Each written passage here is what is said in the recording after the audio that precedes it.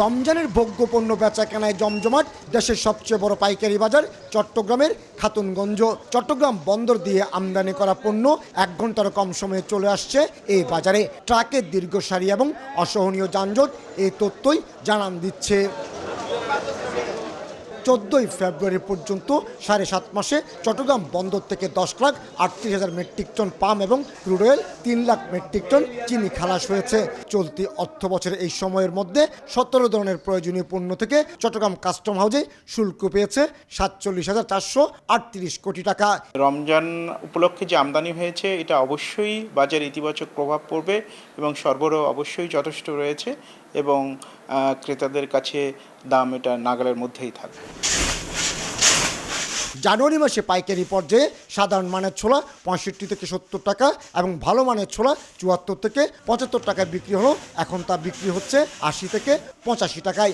অথচ গত 7.5 মাসে চট্টগ্রাম বন্দর দিয়ে 2,15,000 মেট্রিক টন ছোলা আমদানি হয়েছে।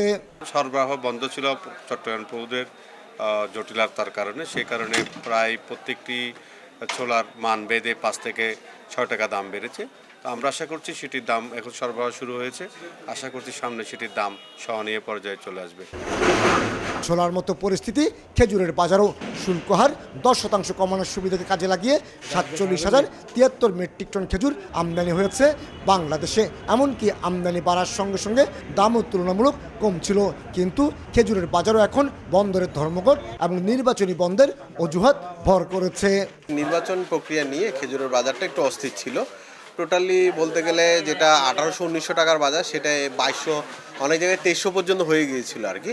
এখন এটা কমে আসছে।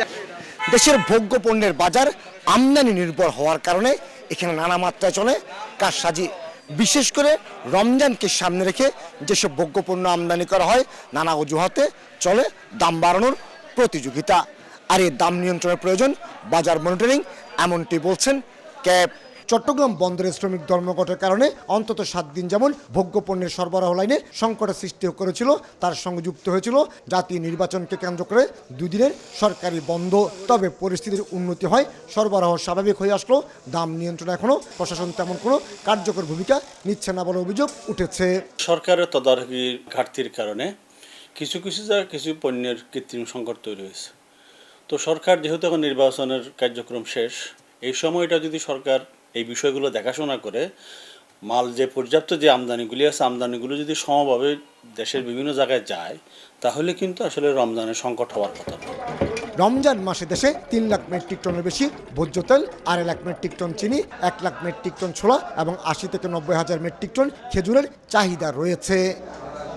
কমল দে, সময় সংবাদ, চট্টগ্রাম।